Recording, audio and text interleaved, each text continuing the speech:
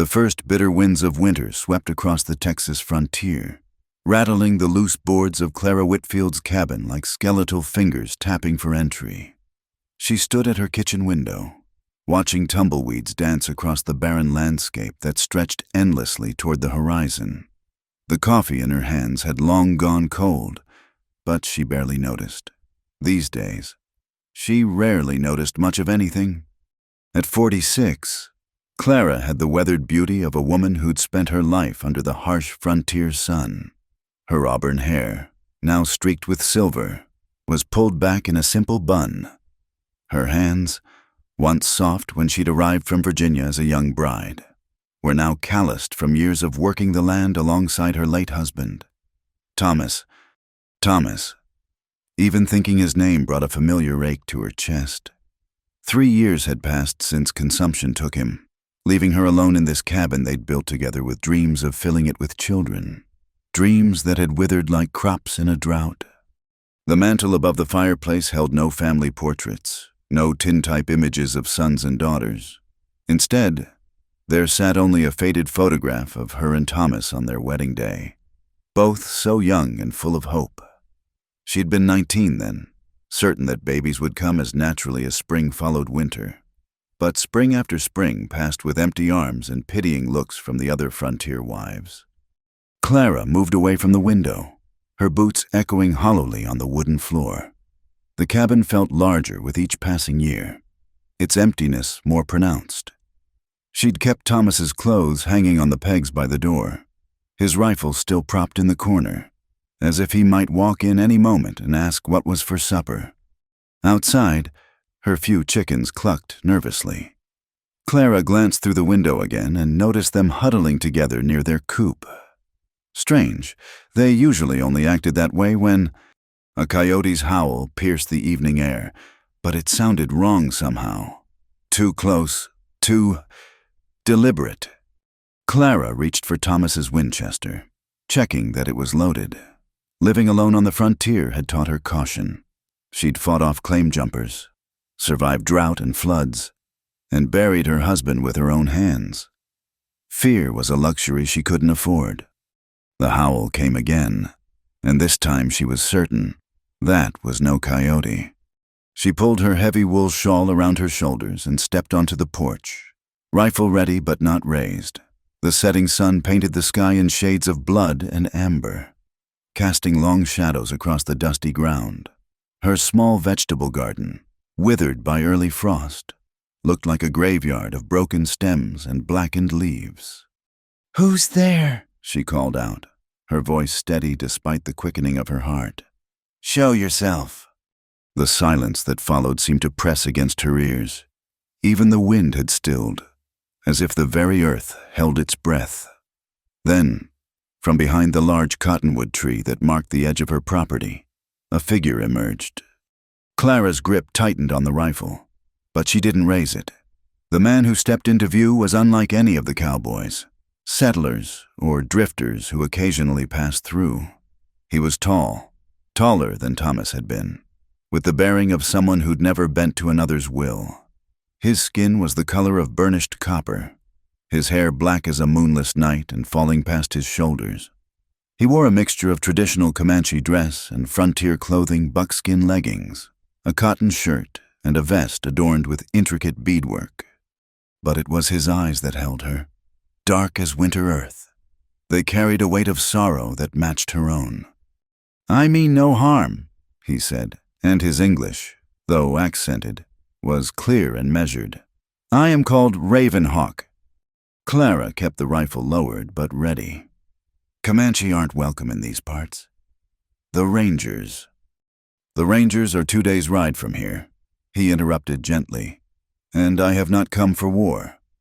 "Then why have you come?" He studied her for a long moment, and Clara had the unsettling feeling he was seeing more than just her physical form. When he spoke again, his voice carried an otherworldly certainty that made the hair on her neck rise. "I have dreamed of you, Clara Whitfield." The sound of her name on his lips sent a shiver through her that had nothing to do with the cold. "How do you know my name?" "In my dream, The spirits showed me a woman standing alone beneath an empty moon, her arms forever reaching for children who were never born. They told me I would find her here, in this place where the earth mourns. Clara's throat tightened. You're mistaken. I don't believe in dreams or spirits. Yet you stand here, alone, surrounded by ghosts. His gaze moved to the cabin, to the obviously masculine belongings still visible through the open door. Your man has walked the spirit path. How long? 3 years, she heard herself answer, though she hadn't meant to. And children? The question, asked so directly but without cruelty, nearly broke her composure. None, never. Not for lack of trying or praying or... She stopped, angry at herself for revealing so much to a stranger. What business is it of yours? Ravenhawk reached into a leather pouch at his side and withdrew something. The dying sunlight caught it, sending sparkles of light dancing. He held it out on his palm, a necklace of silver and turquoise beads, with a pendant shaped like a crescent moon. The spirits have spoken. By the next full moon, you will have our child in your womb. The words hung in the air between them, impossible and absolute. Clara felt the world tilt slightly, as if the very ground beneath her feet had become uncertain. You're mad, she whispered. Perhaps. A smile touched his lips, sad and knowing. My own woman died bringing our son into the world. The boy followed her before the sun set. That was 5 winters past. The spirits told me I would not father another child until I found the barren woman who dreams beneath an empty moon. Clara's hands trembled on the rifle. I don't dream anymore. Then perhaps it is time you remembered how. He took a step closer, and she caught his scent, leather and sage and something wild. I do not ask you to believe. I ask only that you take this. He gestured to the necklace. Wear it and see what dreams may come.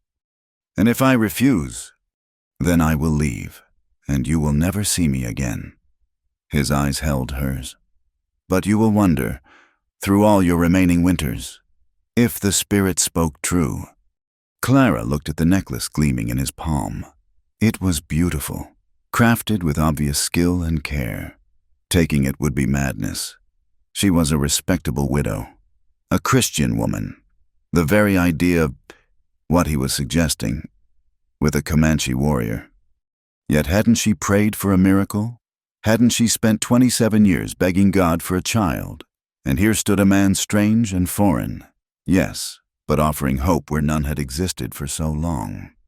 Her hand moved almost of its own accord, reaching for the necklace. The moment her fingers touched the cool silver, she felt something shift inside her, like a door long rusted shut finally beginning to open. I make no promises, she said, her voice barely audible. The spirits have already made them for us, Ravenhawk replied. He turned to leave, then paused. The full moon comes in 28 days. I will return in 7. When the moon is half full, if you wear the necklace then, I will know you are willing to see what the spirits have planned. And if I'm not wearing it? Then I will take it back and trouble you no more. He melted back into the gathering darkness as silently as he'd appeared, leaving Clara standing on her porch with a silver and turquoise necklace in her hand and a heart full of confusion. That night, as she lay in her too large bed, Clara held the necklace up to catch the moonlight streaming through her window. The crescent moon pendant seemed to glow with an inner light. She thought of Ravenhawk's eyes, the sorrow that matched her own. She thought of his impossible promise and the absolute certainty in his voice. Outside, a wolf howled, a real one this time, and was answered by another. The sound should have frightened her, but instead, she found it oddly comforting. For the first time in 3 years, Clara Whitfield didn't feel entirely alone. She clasped the necklace around her neck, the cool metal warming against her skin. Whatever came next, she decided, had to be better than this endless, empty waiting. As sleep finally took her, Clara could have sworn she heard drumming in the distance, rhythmic and hypnotic, calling her toward dreams she'd forgotten how to dream.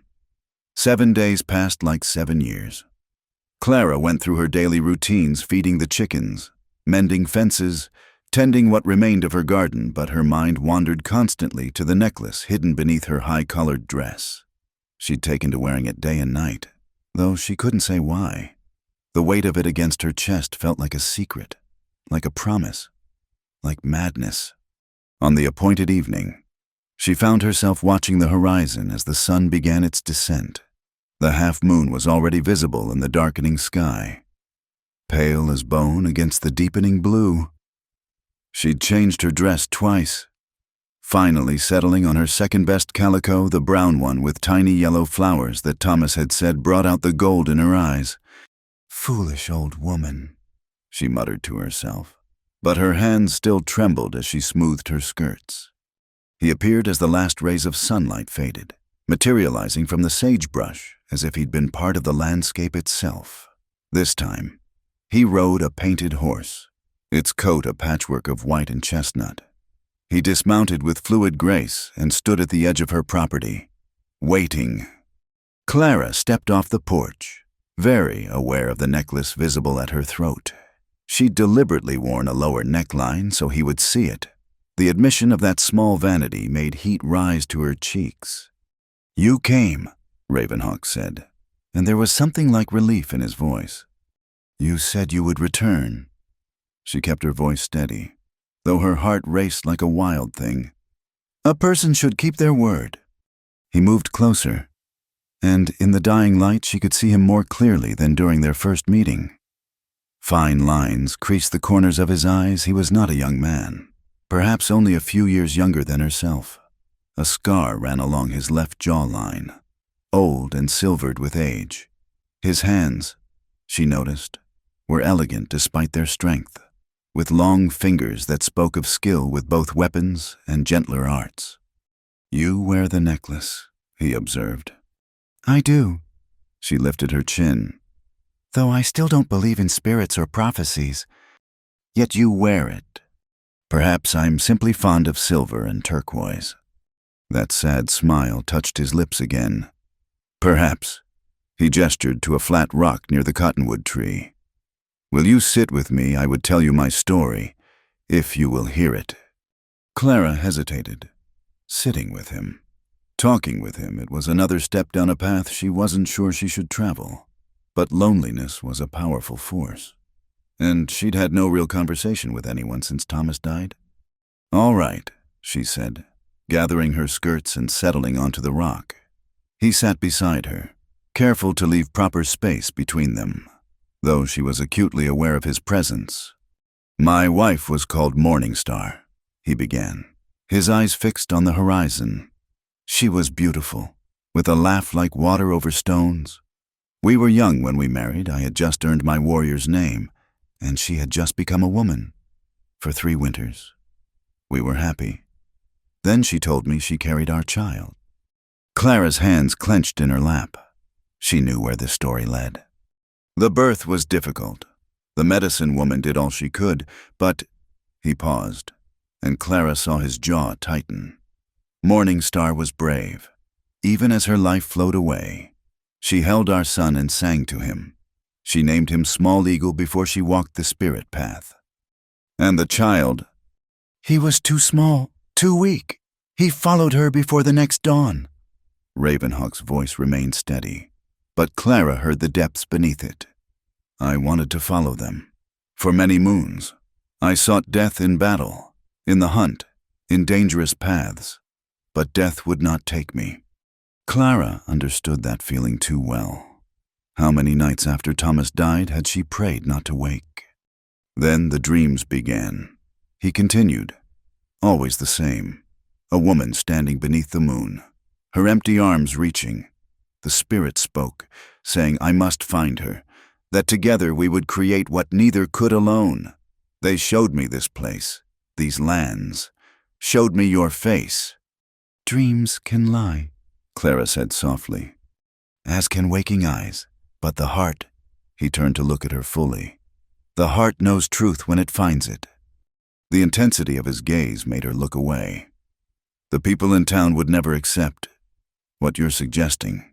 A white widow and a Comanche, they'd run me out. or worse. You care so much for the opinions of those who have given you nothing but pity. The truth of that stung. It's not that simple. This is my home, my land. Thomas and I built this place with our own hands. And you sit in it alone, surrounded by ghosts. His voice gentled. I do not ask you to leave it, only to consider that the spirits may offer what your God has not. Blasphemy, she said, but without heat.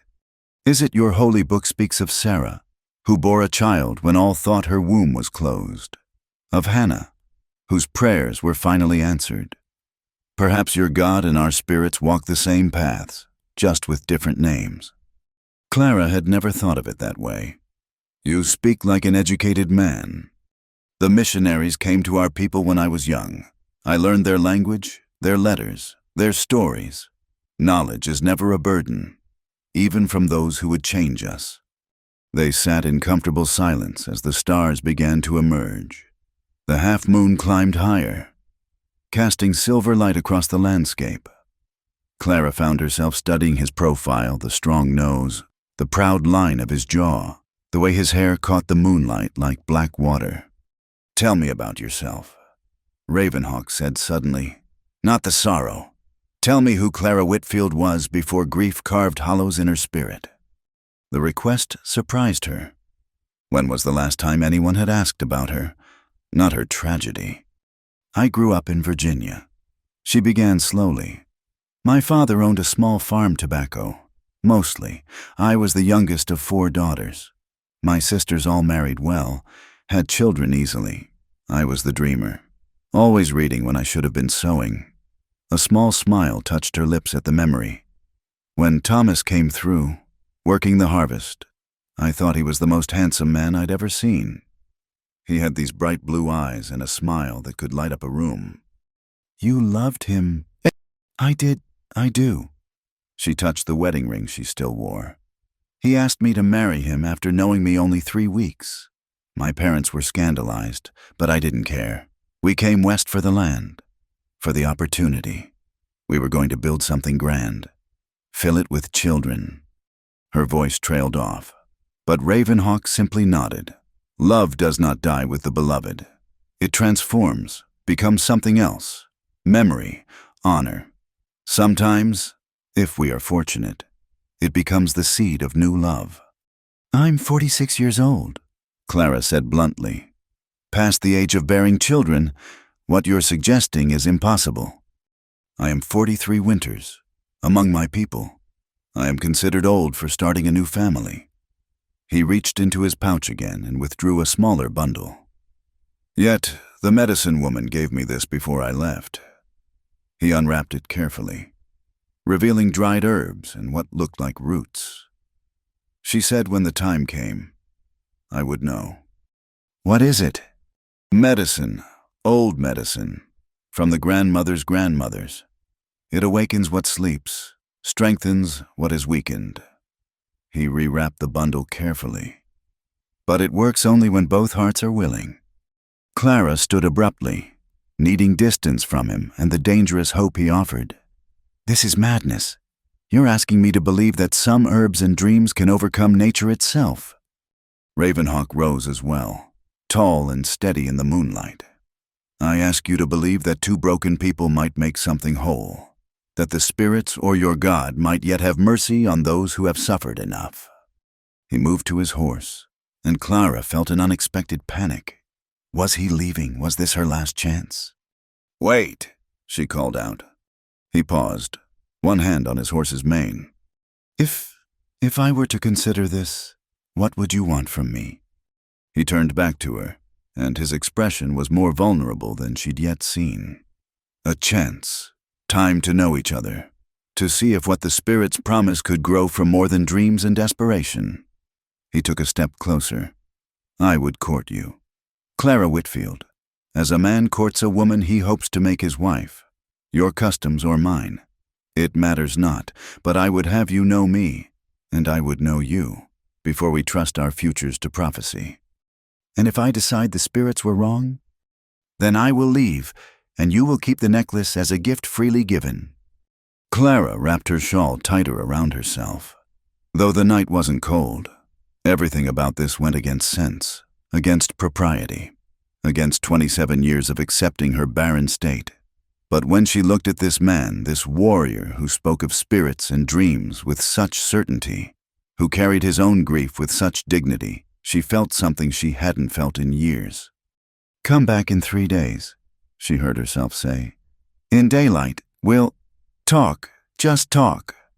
The smile that spread across Ravenhawk's face transformed him. For a moment, she glimpsed the young warrior he'd been, full of joy and possibility. 3 days, he agreed. He mounted his horse in one smooth motion, then looked down at her. "Clara Whitfield, you have courage. The spirits chose well." Then he was gone, his horse's hoofbeats fading into the night, leaving Clara standing in her yard wondering what she'd just agreed to. The necklace seemed to pulse against her skin, warm as a living thing. Inside her cabin, she looked again at the photograph of Thomas. "I hope you understand," she whispered. "I can't live with ghosts forever." That night, for the first time since Thomas died, Clara dreamed. She dreamed of children's laughter, of small hands reaching for hers, of a future painted in shades of hope instead of gray resignation. When she woke, the half-moon was setting, and she could have sworn she smelled sage on the wind. 3 days stretched before Clara like an eternity. She found herself constantly touching the necklace, turning the crescent moon pendant between her fingers until the silver grew warm. Her reflection in the water bucket showed a woman she barely recognized color had returned to her cheeks, and her eyes held something that looked dangerously like anticipation. On the second day, she rode into town for supplies, needing flour and coffee but mostly needing to feel normal again. The familiar rutted road to Cedar Springs had never seemed so long. The general store was busy with Saturday shoppers. Clara nodded to the familiar faces Mrs. Henderson with her brood of 6 children, the Garrett brothers arguing over tobacco prices, old Samuel playing checkers on the porch. Everything exactly as it had been for years. "Clara, how nice to see you in town." Martha Morrison's voice carried that particular tone of false concern that set Clara's teeth on edge. The banker's wife had perfected the art of pity wrapped in sweetness. "How are you managing out there all alone?" "Well enough, thank you." Clara kept her voice neutral as she examined a bolt of calico she had no intention of buying. "Such a shame about Thomas. 3 years now. Isn't it you really should consider Mr. Aldridge's offer?" Martha leaned closer, her voice dropping to a conspiratorial whisper. "He asked about you again just yesterday. A woman needs protection out on the frontier." Josiah Aldridge, the wealthy rancher who'd been circling her like a vulture since Thomas's funeral, eager to add her small but well-watered property to his vast holdings. The fact that acquiring a wife was part of the bargain seemed almost incidental to him. "I appreciate the concern, but I'm managing fine." Martha's eyes narrowed slightly, focusing on Clara's neckline. The turquoise beads were just visible above her collar. "What an unusual necklace. I don't recall seeing it before." Clara's hand moved instinctively to cover it. "It was a gift." "From whom I wasn't aware you had family visiting?" Before Clara could respond, a commotion arose from the street. Riders were coming in fast, too fast for town. Through the store window, she saw 4 men dismount in front of the sheriff's office. Their faces were grim, their clothes dusty from hard riding. "Comanche sign," one of them called out to the gathering crowd. "Fresh tracks not 10 miles north. Lone warrior, from what we could tell." Clara's blood chilled. 10 miles north would put those tracks dangerously close to her property. Sheriff Watson emerged from his office, adjusting his gun belt. "How fresh?" "Day, maybe 2. Jim here thinks he saw smoke signals yesterday evening." Martha Morrison clutched Clara's arm. "Oh, my dear, you must stay in town tonight. A woman alone with those savages about—" "I need to get home." Clara pulled away, her mind racing. "My animals—" "Your animals aren't worth your life," Martha insisted. "Or worse, you know what those heathens do to white women." But Clara was already moving toward the door. her purchases forgotten.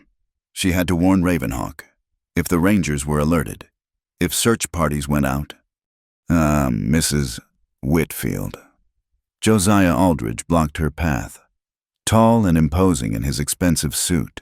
At 50, he still cut an impressive figure, with silver hair and cold gray eyes that reminded her of winter ice. Martha's right. It would be foolish to travel alone with hostiles in the area. I've lived through Indian scares before. Mr. Aldridge, I'll be fine. Will you? His eyes dropped to her necklace, and his expression hardened. Interesting jewelry. Very unusual. Where did you say you acquired it? I didn't say. Clara tried to step around him, but he moved to block her again. Perhaps you should be more careful about accepting gifts from strangers. His voice carried a threat poorly disguised as concern. People might get the wrong idea. And what idea would that be? That Thomas Whitfield's widow has forgotten herself. That grief has perhaps affected her judgment. He leaned closer, and she smelled bay rum and tobacco. I've been patient. Clara, 3 years patient, but my offer won't stand forever. I haven't asked for your patience or your offer. No, then perhaps you found another protector. His eyes were knowing, dangerous. Strange tracks near your property, new jewelry. One might think many things. Clara interrupted, her temper finally snapping. But thinking and knowing are different things. Mr. Aldridge, now, if you'll excuse me. She pushed past him and out of the store, feeling the weight of stares following her. Let them whisper. Let them wonder. She had more immediate concerns. Clara pushed her old mare hard on the ride home, her mind churning with worry. If Ravenhawk came tomorrow as planned, he might ride straight into a ranger patrol. She had to find a way to warn him, but how she didn't even know where he camped. As her cabin came into view, she noticed something different. A piece of red cloth tied to her fence post a signal. She dismounted quickly and examined it. The fabric was fine wool, clearly torn from a trade blanket. Wrapped inside was a small stone with markings she couldn't read.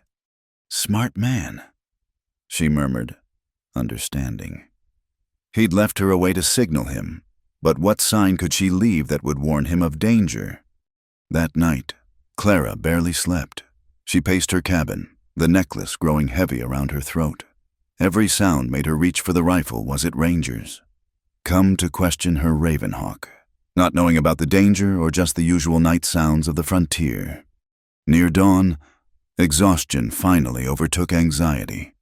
She dozed in her chair by the window, Thomas's rifle across her lap.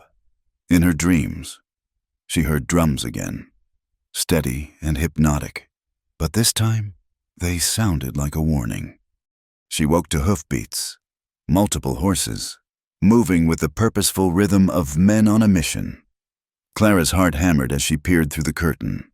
Sheriff Watson and 3 deputies, with Josiah Aldridge riding alongside. There was no time to hide anything. She tucked the necklace beneath her high collar and opened the door before they could knock.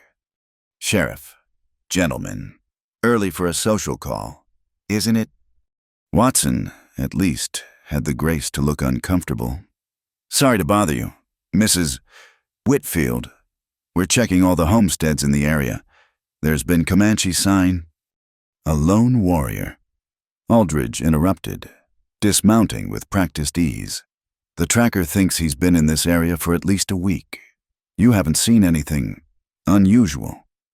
Nothing more unusual than 5 men on my doorstep at dawn.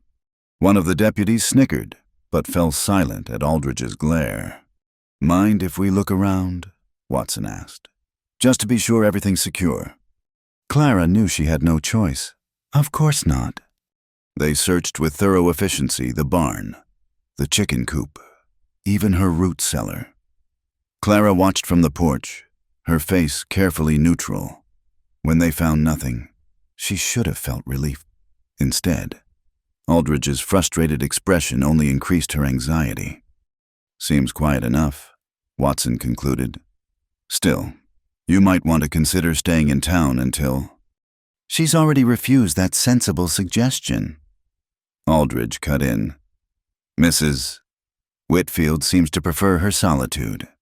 One wonders why. Because it's my home, Clara said evenly, and I won't be driven from it by rumors and shadows. Shadows. Aldridge stepped closer to the porch. Is that what you call them? How interesting. Most folks would call a Comanche warrior something more substantial than a shadow. The challenge in his voice was unmistakable. He suspected something, even if he couldn't prove it. Watson intervened before the tension could escalate further. We'll be increasing patrols in the area. Ma'am, if you see anything at all, you fire 3 shots. We'll come running. I appreciate that. Sheriff? They mounted up to leave, but Aldridge lingered. This isn't over. Clara, you're playing a dangerous game. I'm not playing at anything. No, then you won't mind if I call on you tomorrow. Properly, in daylight, just to check on your welfare. Clara's stomach dropped. Tomorrow, when Ravenhawk was supposed to come. I'm afraid tomorrow isn't convenient. Make it convenient. His smile was cold. After all, we wouldn't want people to think you have something to hide. Or someone. He touched his hat in mock courtesy and rode after the others, leaving Clara trembling on her porch. She watched until they were out of sight, then quickly tied a white cloth to the fence post, the universal signal for danger. She could only hope Ravenhawk would see it and understand. The rest of the day passed in anxious waiting. She went through the motions of her chores, but her eyes constantly scanned the horizon. As evening approached, she positioned herself on the porch with her mending, the picture of domestic tranquility. Inside, her nerves were wound tight as wire. The sun was just touching the western hills when she saw him, not approaching openly as before, but a shadow among shadows, moving through the tall grass with practiced stealth. Relief flooded through her. She stood, making a show of stretching and gathering her sewing, then walked casually toward the root cellar. Once out of sight of the road, she whispered urgently, "Don't come closer. They're watching." I know. His voice came from somewhere to her left, though she couldn't see him. I saw your signal, and the tracks of many horses. They suspect something. Aldridge, he's coming tomorrow. The man who wants your land. And more. She couldn't keep the disgust from her voice. He won't give up. Then perhaps it is time he learned you are not his to claim. No. Clara turned toward his voice, fear sharp in her chest. You don't understand. He has influence, money. If he even suspects you've been here... I have survived worse than one greedy white man. A pause, then softer. You are frightened. Not of me. Of what they'll do to you. Of what they'll do to me if they find out. The words tumbled out in a rush. This was madness. I should never have... Clara. Just her name, spoken with such gentleness it stopped her panicked rambling. Look at the eastern sky. She turned, confused. The moon was rising, more than half full now, painting the landscape in silver. 7 more days until it is full, Ravenhawk continued. The spirits do not hurry, neither should we. A slight rustle in the grass, coming closer. But you must decide, not about prophecies or dreams, about whether you will let fear rule your heart. Clara closed her eyes, her hand finding the necklace. In 7 days, everything would change one way or another. The question was, did she have the courage to see it through? There's an old line shack, she said finally.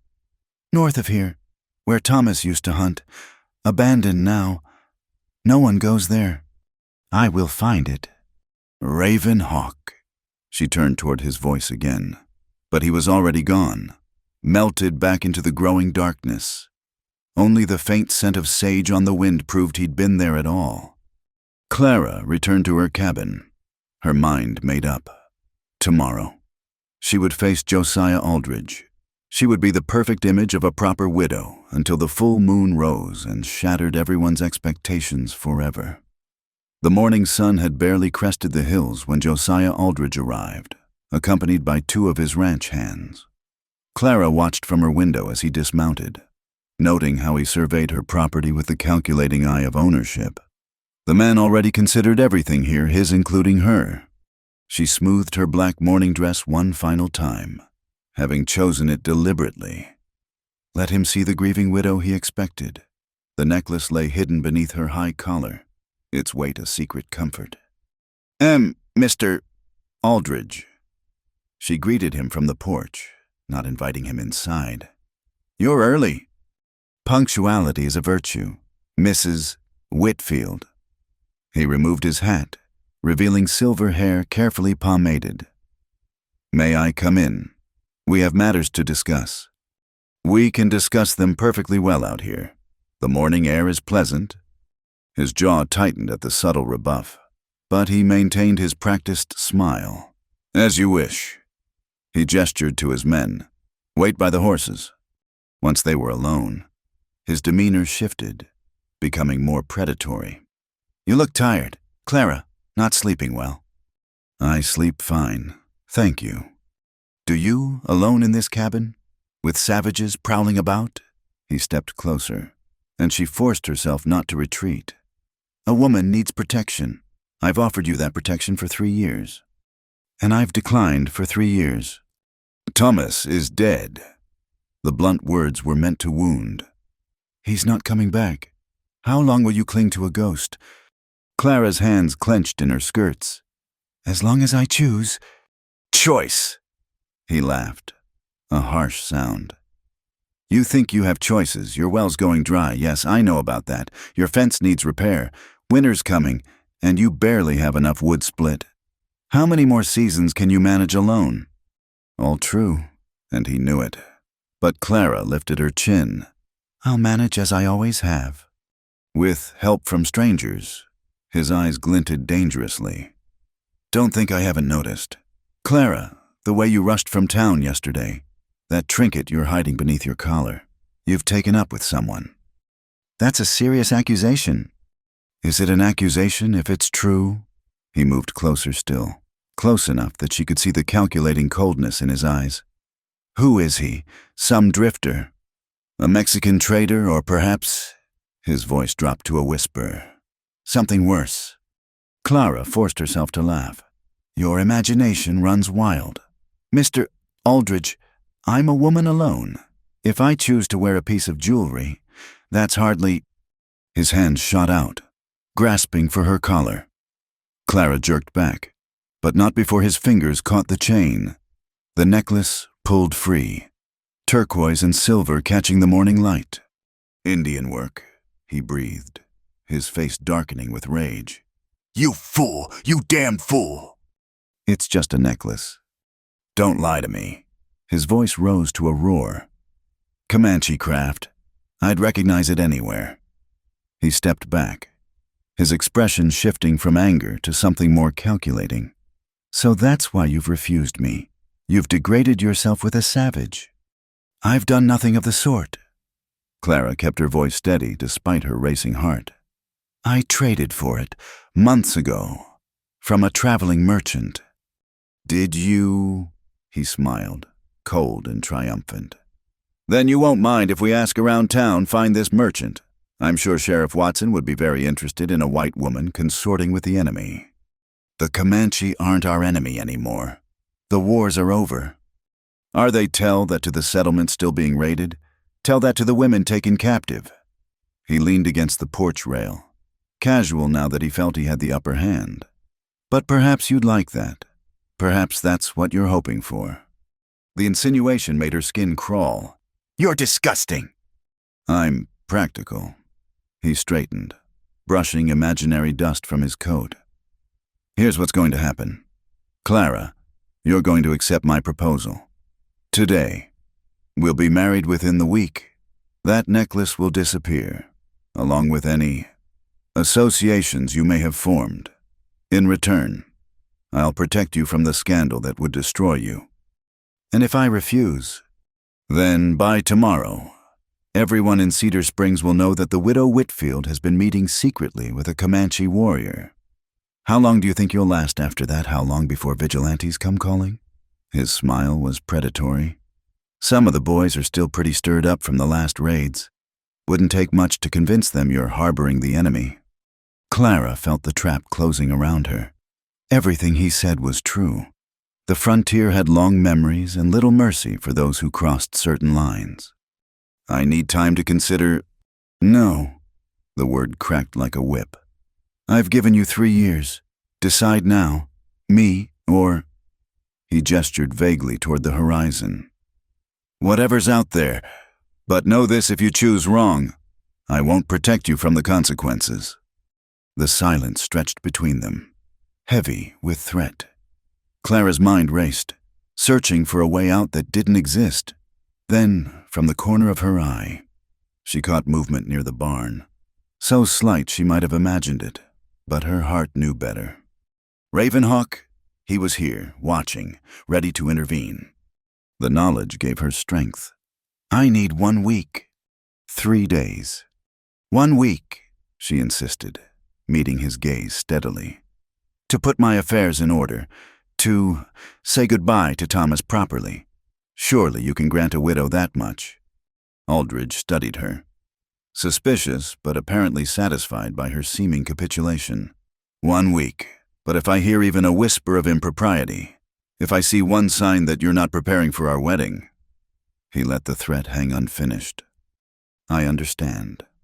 He reached for the necklace still in her hand. "I'll take that." Clara's fingers tightened reflexively. "It's mine." "Nothing is yours." The mask of civility finally slipped entirely, revealing the cruel man beneath. "This land, this cabin, it all belongs to whoever's strong enough to take it. Thomas understood that. It's why he's dead and I'm not." The casual cruelty of the words hit her like a physical blow. "Thomas died of consumption." "Did he?" Aldridge's smile was terrible. "Weak lungs, bad water. Who's to say what really kills a man out here?" The implication hung in the air like poison. Clara stared at him, seeing him truly for perhaps the first time, not just greedy or controlling, but genuinely evil. 1 week, he repeated, mounting his horse. "Wear white, Clara. I want everyone to see you're mine." They rode away in a cloud of dust, leaving Clara trembling on her porch. She waited until they were well out of sight before speaking to the empty air. "I know you're there." Ravenhawk emerged from the barn's shadow, his face dark with fury. "That man needs killing." "No." Clara moved toward him quickly. "That's what he wants. An excuse to rally the town against you. You would marry him." "Never." The word came out fierce and certain. "I'd die first." "Then we leave. Tonight. My people will accept you. And spend the rest of our lives running looking over our shoulders." Clara shook her head. "That's not the life the spirits promised." Ravenhawk touched her face gently. His thumb tracing the tear she hadn't realized had fallen. "You are stronger than you know. Clara Whitfield." "I don't feel strong. I feel trapped." "The wolf feels trapped until it remembers it has teeth." He pulled something from his pouch, the bundle of medicine he'd shown her before. "The full moon comes in 7 days. Perhaps it is time to trust in more than fear." Clara looked at the bundle, then at the man before her. Everything logical said this was madness. But logic had brought her nothing but empty years and now the threat of a forced marriage to a man who might have murdered her husband. "Tell me what to do." "First, we must gather what we need." He began listing herbs and roots, some familiar, others strange. "Can you find these?" "Some grow wild here. Others, I might have to visit old Mary Elkhorn. She trades in herbs." "The half-blood woman near the reservation?" Clara nodded. Mary was another outsider, tolerated because of her healing skills, but never truly accepted. "She doesn't ask questions." "Good. Go tomorrow. Meanwhile," he looked around the homestead with a warrior's eye. "This place must be protected. I will set watches. My brothers will help. Your brothers? A slight smile. Not of blood, of choice. Warriors who understand that the old ways are ending, but honor must remain. Aldridge will have men watching. Let them watch shadows while we move like smoke. He took her hands in his. 7 days. Clara, can you pretend that long? Can you let him believe he's won? If it means freedom after... She squeezed his hands. Yes. Then we begin. He released her. All business now. Tonight, hang a red cloth if you need me. White if there's danger. Nothing if all is quiet. And on the 7th night... His eyes met hers, dark and full of promise. On the 7th night the moon will be full, and all things will change. He disappeared again into the landscape, leaving Clara alone with a bundle of mysterious herbs and a heart full of desperate hope. She looked down at the necklace still clutched in her hand. The crescent moon pendant seemed to pulse with its own light. 7 days to convince a predator she was prey. 7 days to gather courage for a leap into the unknown. 7 days until the full moon would reveal whether the spirit spoke true or whether she was just a foolish woman grasping at impossible dreams. Clara straightened her shoulders and went inside. She had preparations to make and a performance to give. Let Josiah Aldridge think he'd won. Let the whole town think her broken and subdued. In 7 days, they would all learn otherwise. The morning sun climbed higher, warming the land that had seen so much sorrow. But for the first time in 3 years, Clara Whitfield felt the stirring of something that might have been hope, or perhaps it was simply the first breath of a storm about to break. Either way, she was ready for it. The night before the full moon found Clara standing at her window, watching silver light spill across the empty land. 7 days had passed in a blur of preparations and pretense. Her performance as the defeated widow had been flawless, or so she hoped. She'd visited town twice, enduring the whispers and knowing looks. Martha Morrison had actually embraced her upon hearing of her engagement to Aldridge, proclaiming it the most sensible thing you've done in years. Clara had smiled and nodded, playing the part of the woman finally come to her senses. The herbs from Mary Elkhorn sat wrapped in cloth on her table. The old woman had asked no questions, but her knowing look suggested she understood more than Clara had said.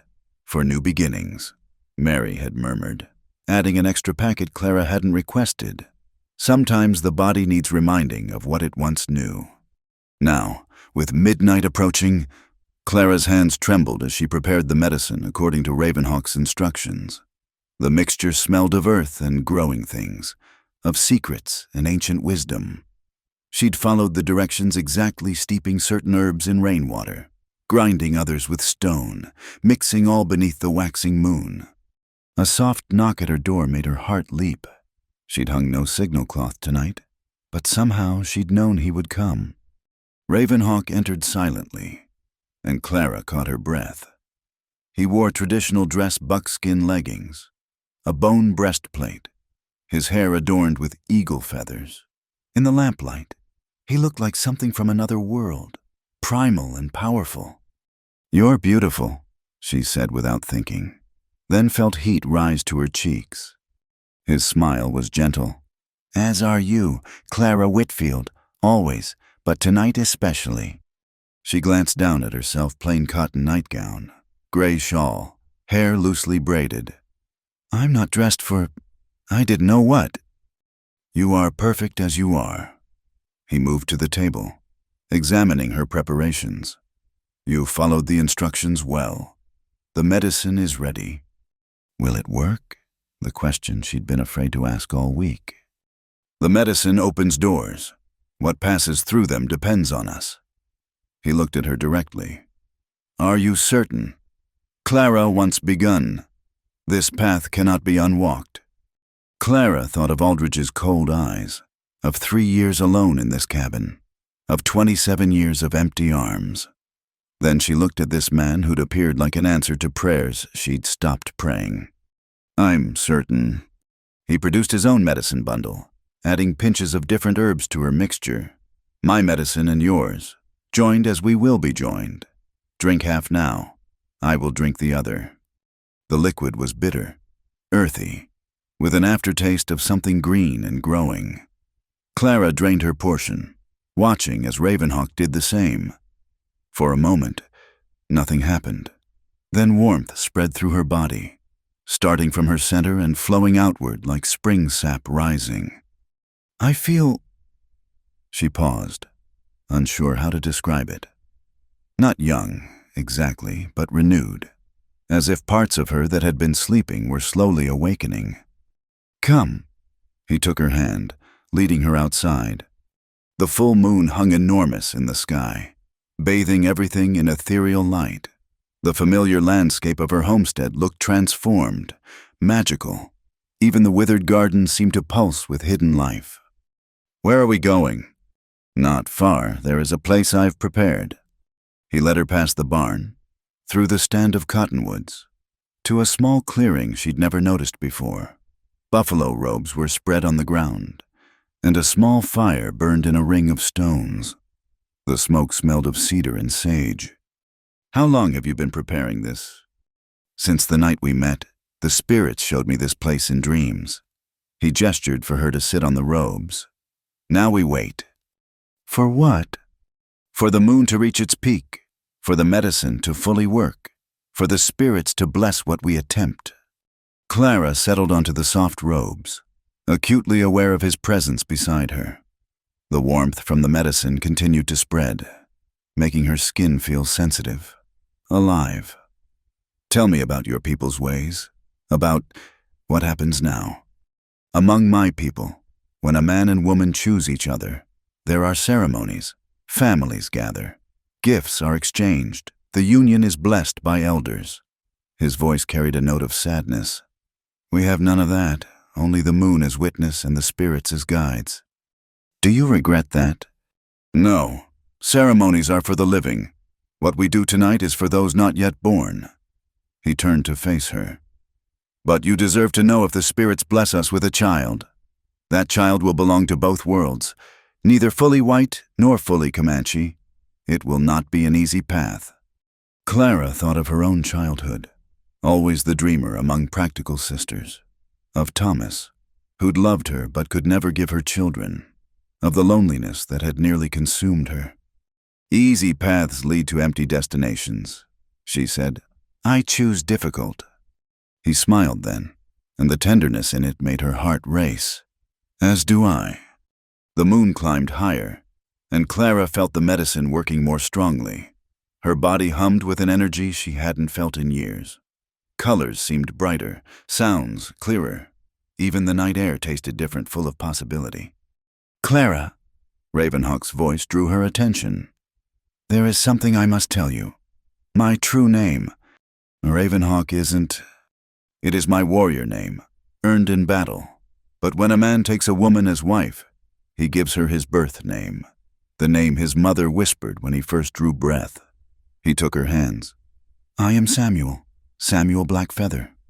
The unexpected ordinariness of Samuel made him suddenly more real, more human. Samuel, she repeated, tasting the name. My mother chose it. She said it would help me walk in both worlds. He squeezed her hands. As our child will need to do. Our child. The word sent a shiver through her that had nothing to do with cold. The moon nears its peak, he said softly. If you have doubts. No doubts. Clara moved closer to him. Only hope. What happened next was sacred, private, blessed by moonlight and witnessed by stars. The medicine had awakened her body, but it was tenderness that opened her heart. Samuel was gentle, patient, treating her not as conquest but as gift. They moved together in ancient rhythms, two souls seeking to create what neither could alone. Clara felt the boundaries between them dissolve, felt his heartbeat align with hers, felt the very earth beneath them pulse with life. At the moment of their joining, a wind rose from nowhere, circling the clearing like a live thing. The fire flared higher, sending sparks spiraling toward the moon, and deep within, Clara felt something shift, something change, something begin. Afterwards, they lay wrapped in buffalo robes, watching the moon sail across the sky. Clara's body still hummed with aftershocks of pleasure and something more, a sense of fullness, of possibility taking root. "How will we know?" she asked. "If it worked." "We will know." Samuel traced patterns on her bare shoulder. "The spirits do not make false promises." "And tomorrow, when Aldridge comes." "Tomorrow you tell him the truth, that you belong to another, that you carry another's child." Fear tried to rise, but the contentment in her body wouldn't allow it. "He'll destroy us." "He will try." Samuel's arm tightened around her. "But we are not alone. My brothers watch. The spirits protect. And you," he kissed her forehead, "you are stronger than mountains." They stayed in the clearing until dawn began to pearl the eastern sky. As the full moon set, Clara felt the last of the medicine's effects fade, leaving her feeling different, not young again, but renewed, awake, alive. As they walked back to her cabin, Samuel stopped suddenly, his head tilted. "Someone comes." Clara heard it 2 hoofbeats, multiple riders, approaching fast, too early for a social call. "Aldridge," she breathed. "Go inside. I will—" "No." Clara gripped his arm. "No hiding, no running. We face this together." Samuel studied her face, then nodded. "Together." They stood on her porch, hand in hand, as 5 riders appeared through the morning mist. Aldridge led them, his face dark with rage when he saw them. "I knew it," he snarled, dismounting before his horse had fully stopped. "You lying whore. You've been spreading your legs for this savage all along." "Watch your tongue," Samuel warned, stepping forward. "Or what?" Aldridge drew his pistol. "You'll scalp me. That's what you animals do, isn't it?" "Stop!" Clara moved between them, her chin high. "Yes, I've taken a husband. Yes, I carry his child. And yes, I choose him over you. Now get off my land." The silence that followed was deafening. Even Aldridge's men looked shocked. Then Aldridge laughed, ugly and harsh. "His child, you barren old woman. You can't—" "The spirits have blessed us," Clara interrupted. "What was closed is now open. What was barren now bears fruit." "Spirits," he spat the word. "Heathen nonsense. You've lost your mind." "Perhaps, but I've found my heart." Aldridge's face purpled. "You'll hang for this, both of you. Miscegenation is still a crime." "Not in this territory," a new voice interrupted. Sheriff Watson emerged from behind the riders, and Clara realized with shock that he'd been there all along. "Federal law says different now. Aldridge has for 2 years. You taking their side?" Aldridge whirled on the sheriff. "I'm taking the law's side." Watson's expression was unreadable. "Woman's got a right to choose her husband, even if I don't like her choice." Clara felt a spark of hope. Watson might not approve, but he was fair. "This isn't over," Aldridge snarled. "I'll see you ruined. Both of you. No one will trade with you. No one will help you. You'll starve out here." "Then we'll starve free," Clara said simply. Something in her calm certainty seemed to break his rage. Aldridge holstered his pistol with shaking hands. "You'll regret this when winter comes and you're alone." "She will never be alone again." Samuel's voice carried the weight of promise. Aldridge mounted his horse, but turned for one last word. "Pray your half-breed brat dies in the womb. It'll be kinder than the life waiting for it." Then they were gone, thunder of hoofbeats fading into distance. Sheriff Watson lingered, his weathered face thoughtful. "That was brave," he said finally. "Stupid, maybe, but brave." "Sometimes they're the same thing," Clara replied. Watson nodded slowly. "Aldridge won't let this go. He's got pride, and you've wounded it." "We know." The sheriff looked at Samuel for a long moment. "You fought in the wars." "I fought for my people. Now I fight for my family." "Fair enough." Watson touched his hat. Can't say I approve, but Thomas always said you were different. Ma'am, guess he was right. He rode away, leaving Clara and Samuel alone in the morning light. The sun climbed higher, warming the land that had seen so much change in a single night. It begins, Samuel said softly. Clara touched her belly, wondering if life truly grew there. Only time would tell if the spirits had kept their promise. But standing here with this man who'd chosen her, who'd risked everything for the chance of a future together, she found she already believed. Let it begin, she said, and turned to face whatever came next. 6 weeks passed before Clara knew for certain. The morning sickness came first, gentle but unmistakable. Then the tenderness, the fatigue, the strange cravings for foods she'd never particularly liked. But it was the quickening, that first flutter of life within, that made her weep with joy. Samuel had stayed close during those weeks, moving between her cabin and hidden camps, always watchful. His warrior brothers, 3 Comanche men who'd chosen adaptation over extinction, took turns standing guard. Clara learned their names: Joseph Windrunner, who spoke 4 languages, Daniel 2 Rivers, whose wife was Mexican, and Paul Standing Bear, barely 20 but fierce as men twice his age. The town's reaction had been swift and predictable. No one would trade with her directly anymore. When she went for supplies, conversations stopped mid-sentence. Women she'd known for years crossed the street to avoid her. Only Mary Elkhorn still spoke to her, slipping her herbs and advice with knowing smiles. But unexpected allies emerged too. Old Charlie Brennan, the former Buffalo soldier who ran the livery, always found reasons to discount his prices. "Your money's good as anyone's," he'd grunt, ignoring the glares from other customers. The widow Martinez, who'd lost her own husband to frontier violence, left baskets of vegetables on Clara's porch at night. Now, standing before Doc Harlan Mitchell, Clara waited for medical confirmation of what her body already knew. The doctor, a thin man in his 60s with kind eyes behind wire spectacles, completed his examination with professional thoroughness. "Well, Mrs. Whitfield, or should I say Mrs. Blackfeather? Either is fine." He washed his hands slowly, clearly struggling with what to say. "In my 40 years of practice, I've seen many things. Women your age having first babies. That's rare, but not impossible. But you're healthy, remarkably so. Whatever." He paused, choosing words carefully. "Whatever remedies you've been taking seem to have prepared your body well. The pregnancy appears normal." Clara released a breath she didn't know she'd been holding. "Thank God." "Thank whoever you choose." Doc Mitchell dried his hands. "But Clara, you need to understand. This won't be easy.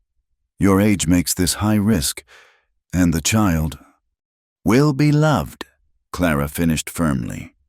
"I don't doubt that, but loved children still face cruel worlds." He sat down, suddenly looking every one of his 60-odd years. "I delivered Thomas's sister's babies, helped bring you both into this community. This breaks my heart." "Then why help me?" "Because I took an oath, and because," he smiled sadly, "because I remember another couple who faced similar prejudice. My grandmother was Creek. Grandfather never talked about the hell they caught for it, but I heard stories." Clara reached for his hand. "Thank you." "Don't thank me yet. When this baby comes, you'll need help. Real help. I'll do what I can, but..." The door burst open. Martha Morrison stood there, face flushed with righteous fury. "Dr. Mitchell, I demand you stop this examination immediately." "Mrs. Morrison, this is a private consultation." "Nothing about this abomination is private," she pointed at Clara. "How dare you corrupt our good doctor with your presence?" "Martha," Clara said calmly, "what happens in my womb is not your concern. It is when you flaunt your sin in our town, when you parade your degradation before our children." Martha's voice rose to near hysteria. That savage's spawn growing inside you, it's an affront to God. Enough, Doc Mitchell stood, placing himself between the women. Mrs. Morrison, you will leave my office immediately, or what you'll throw away your practice for this whore. The slap echoed through the room. Martha staggered back, hand to her cheek, staring in shock at Clara, who hadn't even realized she'd moved. Call me what names you want, Clara said, voice deadly quiet. But you will not speak of my child that way, ever. Martha's shock transformed to rage. You hit me, everyone will know. Good. Let them know that this whore won't tolerate threats to her baby. Clara stepped closer. And Martha, if you or anyone else moves against my family, you'll learn what a mother protecting her young is capable of. Martha fled, no doubt to spread word of the encounter. Doc Mitchell chuckled grimly. That'll stir the pot. It was already stirring. Clara rubbed her hand, surprised by her own violence. I've never hit anyone before. Motherhood changes us, even before birth. He handed her a bottle of tonic. Iron supplement. And Clara, find a midwife, someone who won't care about politics when the time comes. Clara knew who he meant. Mary Elkhorn had delivered hundreds of babies among her people. If she'd take the job. Leaving the doctor's office, Clara wasn't surprised to find a crowd gathering. Word traveled fast in Cedar Springs. What did surprise her was Samuel, standing bold as brass outside the general store, his presence stopping her cold. He never came to town. It was their unspoken rule his visibility would only inflame tensions. Yet here he stood, dressed in a mix of traditional and frontier clothing, facing down the hostile stares of 24 townspeople. What are you doing? She whispered, reaching his side. Being your husband, he replied simply. Hiding serves no purpose now. Josiah Aldridge emerged from the bank, flanked by several hard-looking men Clara didn't recognize. Hired guns. From their bearing, her blood chilled. Well, Aldridge's voice carried across the street. The savage shows himself, saves us hunting him down. Samuel's hand moved to his knife, but Clara caught his wrist. Around them, she sensed the crowd's mood shifting, uglier by the moment. You want me, Aldridge? Samuel's voice was calm. Here I stand. Samuel, no, Clara breathed, but he continued. But you're a coward. You threaten women and hire others to do your killing. Samuel smiled coldly. Among my people, we have ways of settling disputes between men. Combat. Winner takes all. Aldridge's face darkened. I don't fight animals. Then you admit I'm a man. Samuel's logic trap snapped shut. A man who claimed the woman you couldn't win in 3 years of trying. Someone in the crowd snickered. Aldridge's hand moved toward his gun. Go ahead, Samuel said. Shoot an unarmed man in front of witnesses. Show everyone what you truly are. Stop this! Clara stepped between them. Both of you. Clara's right. A new voice entered the fray. Sheriff Watson pushed through the crowd, badge glinting. There'll be no killing today. Aldridge, send your hired boys home. Black Feather, you've made your point. Have I? Samuel asked. Because I think these people need to understand something. He raised his voice, addressing the crowd. I am Comanche. My people fought yours. Yes, but that war is over. I've taken a wife according to law. We will have a child. We will live in peace if you let us. And if we don't, someone called out. Samuel's expression hardened. Then you'll learn why the Comanche were feared for 200 years. Threats! Martha Morrison had recovered from her slap. Voice shrill. He threatens us, Sheriff. Arrest him. For what speaking truth? Watson looked tired. Everyone go home. Show's over. It's not over, Aldridge said quietly. But his voice carried, that half-breed abomination will never draw breath in my town. That's a promise. The threat hung in the air like smoke. Clara felt her protective rage surge again, but before she could speak, others did. "Your town," Charlie Brennan stepped forward. Old but unbowed. "Last I checked, this was America, not Aldridge land." "You taking their side?" Aldridge caught himself, but everyone heard what he'd almost said. "I'm taking the side of folks leaving other folks alone," Charlie replied steadily. Several others nodded, including the widow Martinez and, surprisingly, young banker Frederick Paulson. "You'll regret this," Aldridge snarled. "All of you who side with them, I'll see you ruined." "Try it," Frederick said quietly. "But remember, I hold your loans, all of them." The crowd stirred uneasily. Power was shifting, alliances forming in unexpected ways. Aldridge saw it too, and it enraged him further. "A month," he declared. "I give it a month before you're begging for civilization again. When that savage shows his true nature—" Samuel laughed, rich and genuine. "My true nature, I wake beside my wife. I tend her land. I prepare for our child. If that's savage, then I embrace it." "As do I," Clara added, taking Samuel's hand publicly for the first time. The gesture, simple but profound, seemed to break something in the crowd's hostility. Some still glared, but others looked thoughtful, even ashamed. Doc Mitchell emerged from his office. "For what it's worth, I've examined Mrs. Black Feather. The pregnancy is progressing normally. The child deserves a chance at life, regardless of parentage." "Thank you, Doctor," Clara said, feeling tears threaten. "Blasphemy." Martha spat, but with less venom. The fight was leaving her, faced with the reality of neighbors choosing compassion over hate.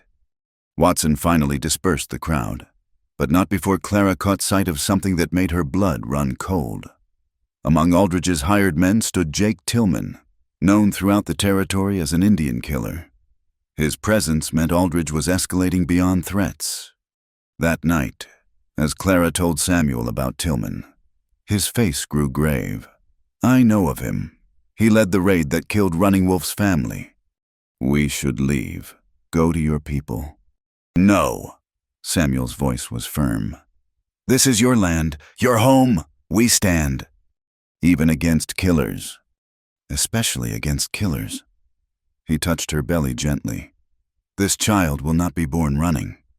Clara leaned into his strength, drawing comfort from his presence. Outside, she heard the call of a night bird, or was it Samuel tensed slightly, then relaxed. "My brothers," he explained. "They watch." "How many—" "Enough." He kissed her forehead. "Sleep, my heart. Tomorrow brings what it brings." But sleep came hard that night. Clara lay awake, hand on her growing belly, feeling the tiny movements within. 6 weeks along, maybe 7 by Christmas. If all went well, she'd hold her miracle. If all went well. The moon rose, no longer full but still bright, through the window. Clara thought she saw shadows moving protectors or threats.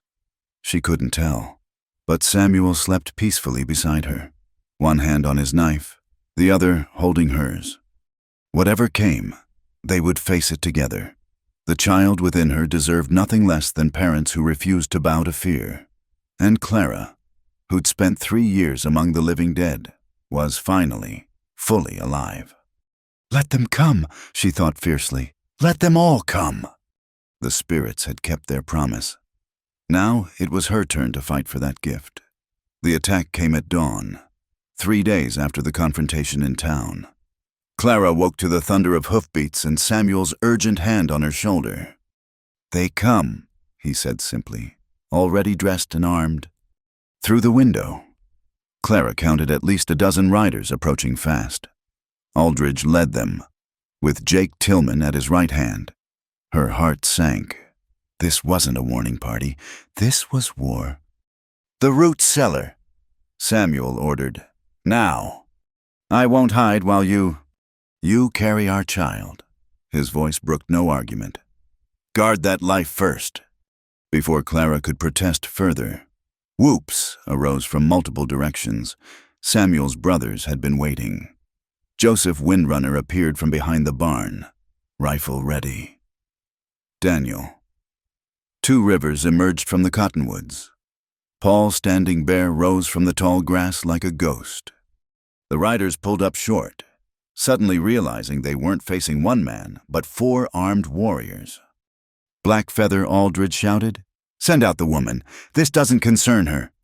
Samuel stepped onto the porch, Winchester in hand. "Everything concerning my wife concerns me." "Your wife?" Tillman spat tobacco juice. "That's rich. Squaw man playing house."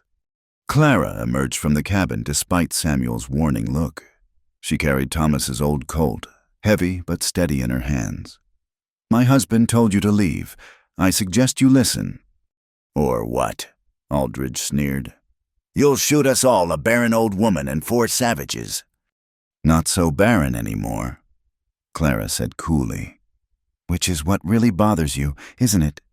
Josiah, that he succeeded where you never had a chance." Aldridge's face purpled. "Enough talk.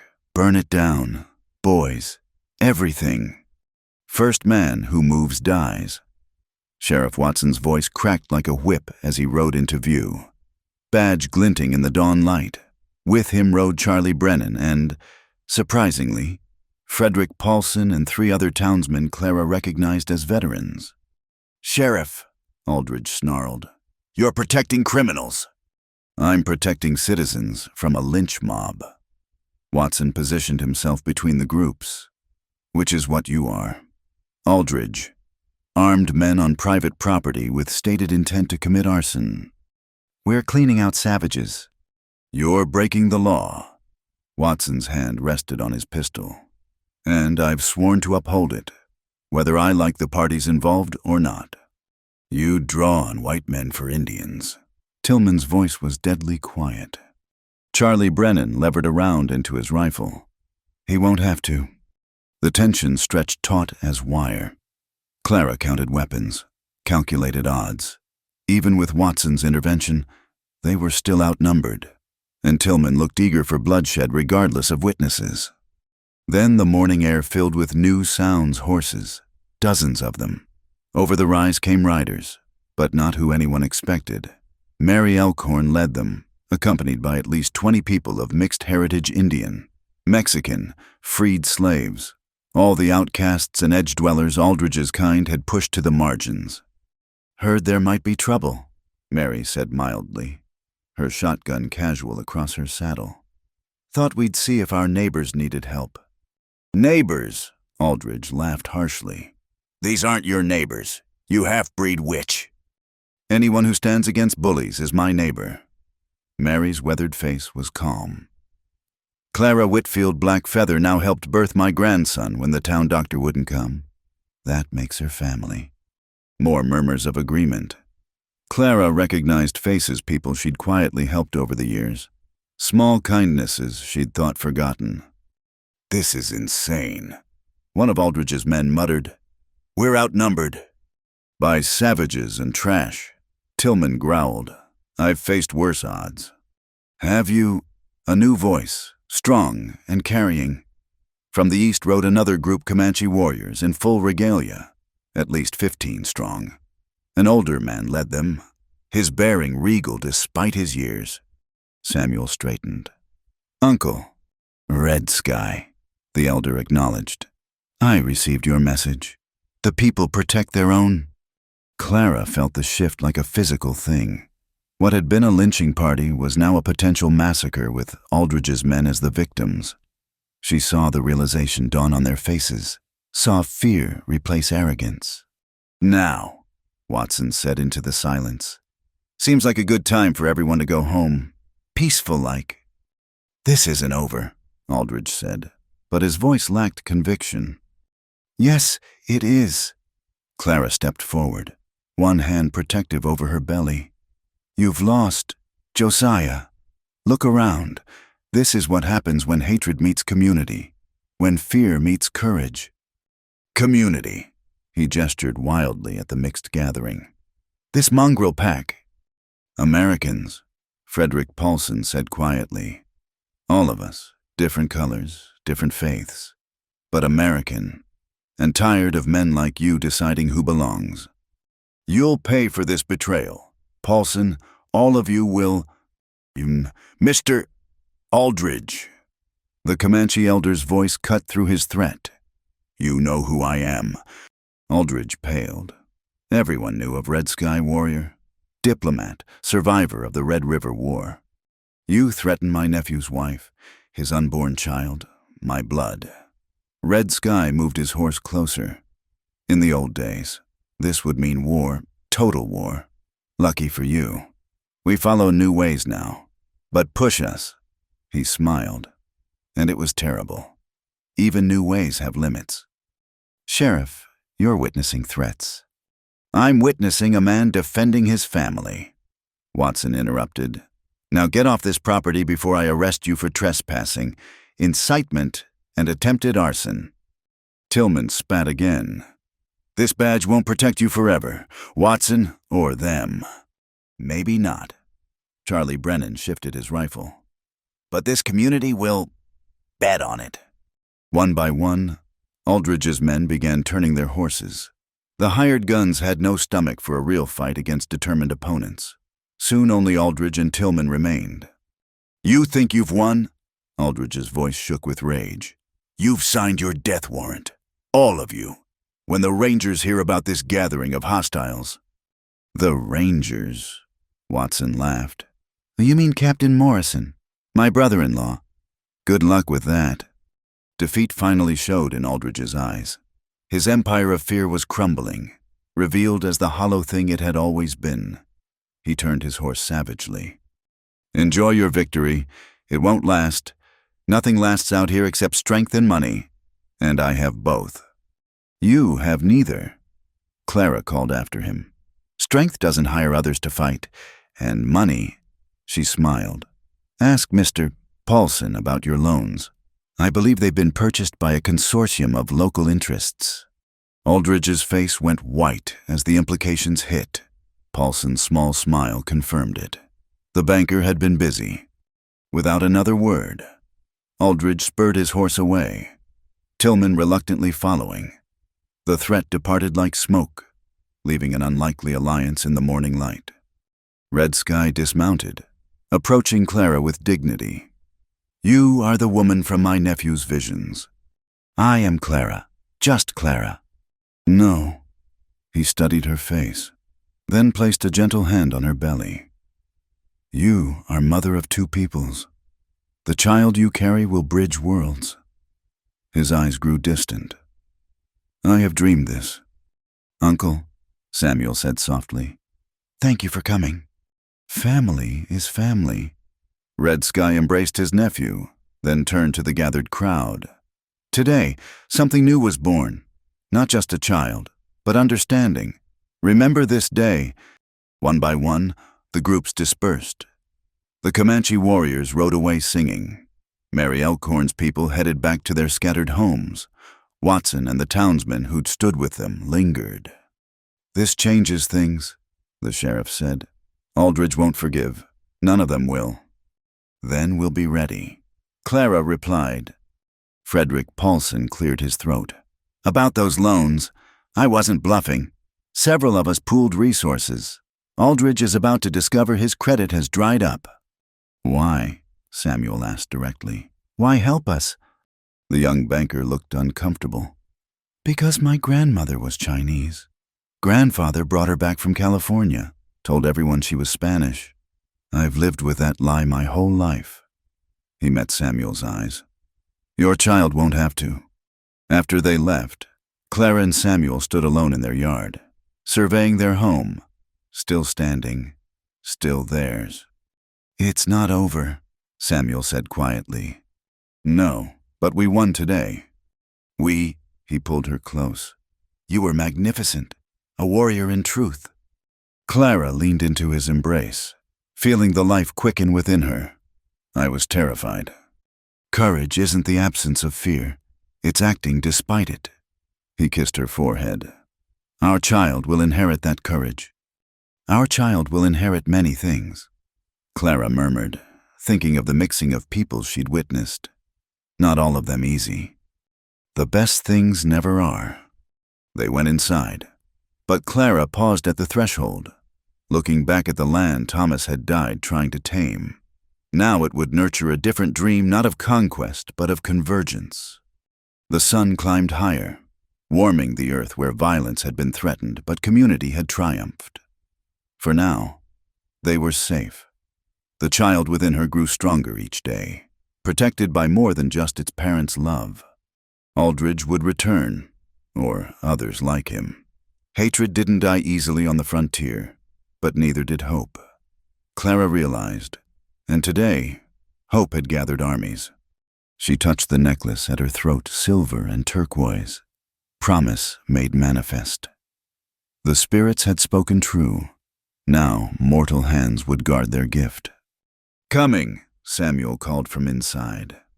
"Coming," Clara answered, and stepped into their future. The first snow came early that year, blanketing the Texas frontier in pristine white just as Clara entered her final month. Her belly had grown round and full, the child within active and strong. Samuel had built a cradle of pine and cedar, carving symbols of protection into the wood, both Comanche and Christian, a blending of faiths for their child of two worlds. December arrived with bitter winds and clear skies. Clara moved slowly now, but with purpose, preparing for the birth with Mary Elkhorn's guidance. The old medicine woman visited daily, bringing herbs and wisdom, checking the baby's position with gentle, knowing hands. "Soon," Mary pronounced one evening, her weathered face creasing into a smile. "This child is eager for the world." "As the world is eager for the child," Samuel added, placing wood on the fire. The cabin glowed with warmth and lamplight, a sanctuary against the winter darkness. Their isolation had eased since the confrontation with Aldridge. True to Frederick Paulson's word, the rancher's financial empire had crumbled, unable to pay his hired guns or maintain his vast holdings. Aldridge had sold out and left the territory, bitter and broken. Jake Tillman had disappeared too, though Samuel's warrior brothers remained watchful. The community that had formed in crisis had solidified into something lasting. Clara's home became a gathering place for the mixed families, the outcasts who'd found strength in unity. Sunday dinners saw her table surrounded by faces of every hue, voices in multiple languages, children playing regardless of their parents' origins. Thomas would be amazed, Clara often thought, looking at his photograph. The lonely cabin he'd built now rang with life and laughter. On December 20th, Clara's pains began with the dawn. Samuel sent Paul Standing Bear racing for Mary Elkhorn and Doc Mitchell while he stayed by Clara's side, his usual stoicism cracking with worry. "The spirits brought us together," Clara gasped between contractions. "They won't abandon us now." "Spirits help those who help themselves," Samuel muttered, pacing like a caged wolf. "I've faced war parties with the less fear." Clara laughed despite the pain. "Good thing I'm the one doing this then." Mary arrived within the hour, Doc Mitchell close behind. The doctor had aged in the months since the troubles, but his hands remained steady, his manner professional. "Never thought I'd deliver a baby alongside a Comanche medicine woman," he said, rolling up his sleeves. "Times change," Mary replied, already preparing her herbs, sometimes for the better. The labor was long but not complicated. Clara, at 46, proved stronger than anyone expected. As the sun reached its zenith, she felt the final surge of power her body had been building toward. "Push now," Mary commanded. "Your child comes." With a cry that was part pain, part triumph, Clara brought forth new life into the world. A lusty wail filled the cabin, strong lungs announcing arrival. "A girl," Doc Mitchell said, wonder in his voice. "Perfect and healthy." Samuel's hands shook as he took his daughter, his fierce warrior's face soft with awe. The baby had her mother's rosebud mouth and her father's dark hair. Skin, a beautiful blend of both parents' cream touched with copper. "Little moon," Samuel whispered, as the spirits foretold. "Little moon, Clara," Clara corrected, reaching for her child. "She needs both names, both worlds." Mary cleaned the baby with practiced efficiency, while Doc Mitchell tended to Clara. The two medical practitioners worked in surprising harmony. Traditional and modern medicine united in preserving life. "She's strong," Mary pronounced.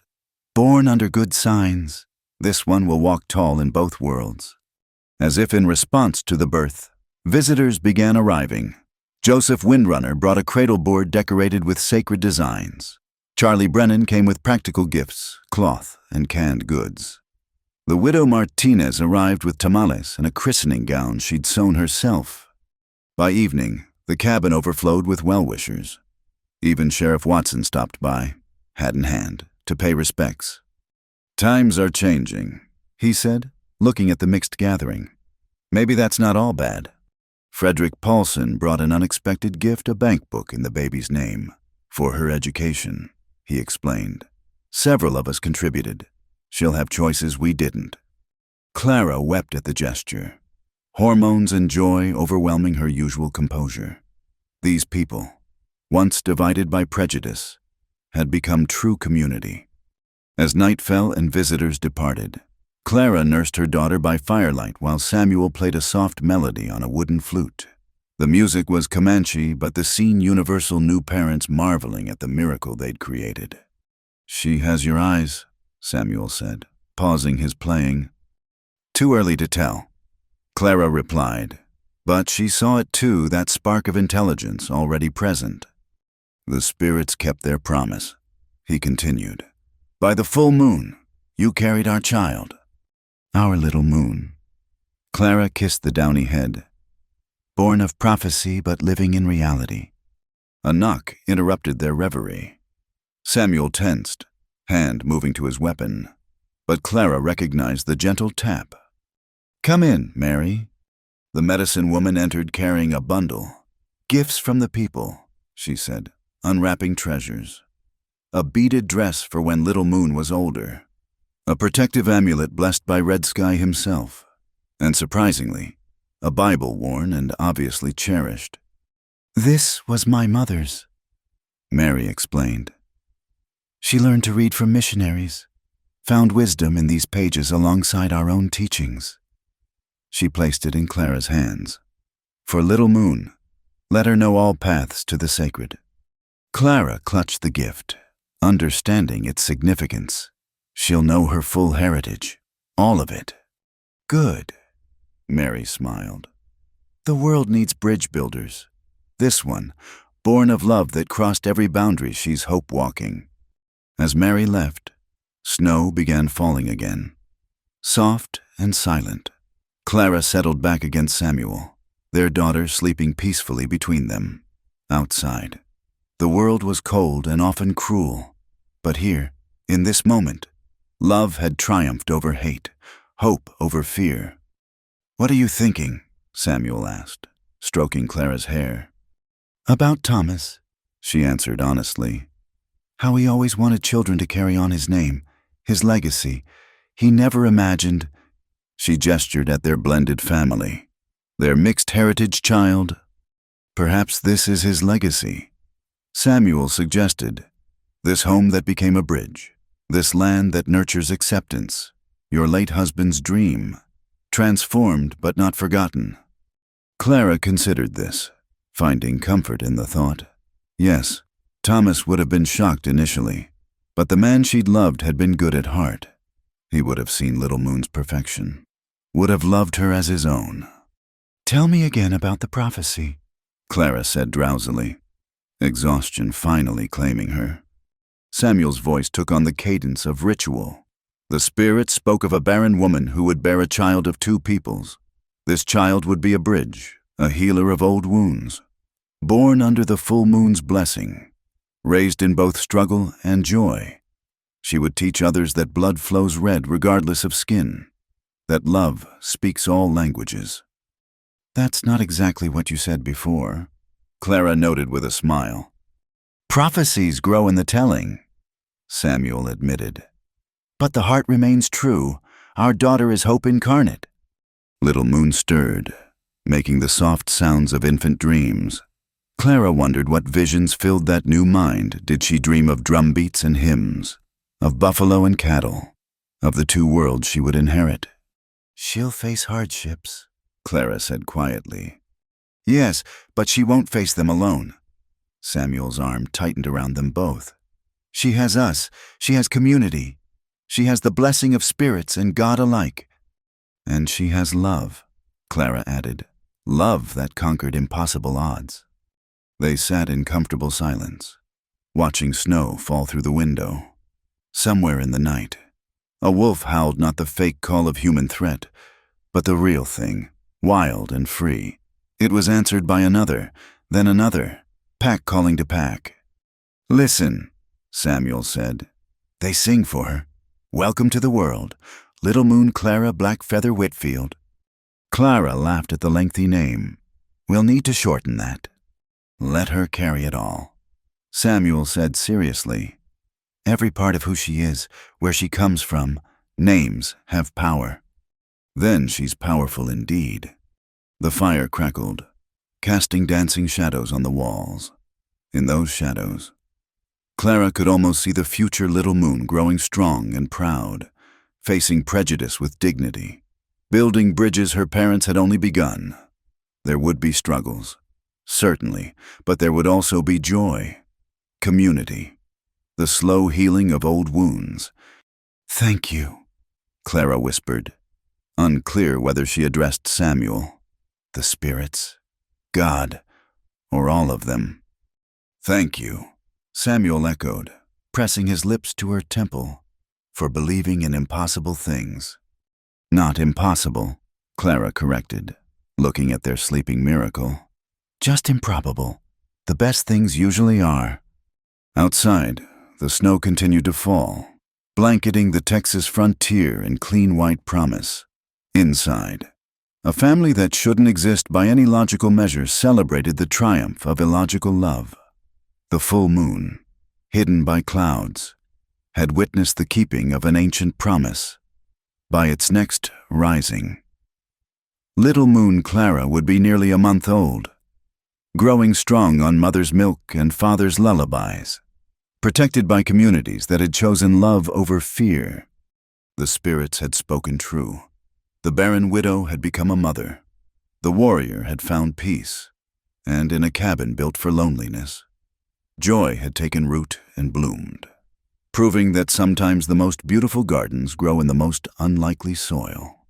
As Clara drifted towards sleep, secure in Samuel's arms with their daughter between them, she heard again those phantom drums from months ago, but now they sounded like heartbeats, 3 hearts beating as one, a rhythm of hope that would echo through generations.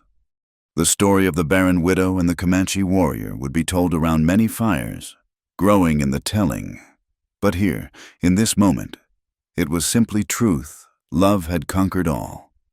Thank you, dear listeners, for joining us on this incredible journey through the Wild West. If you're listening to this story, we'd love to know where in the world you are. Please comment below and share where you're tuning in from, whether it's a bustling city or a quiet countryside. Don't forget to subscribe to From Wild West channel and share your thoughts about Clara and Samuel's extraordinary love story. Your comments and engagement help us bring more of these powerful tales to life. Until next time, partners.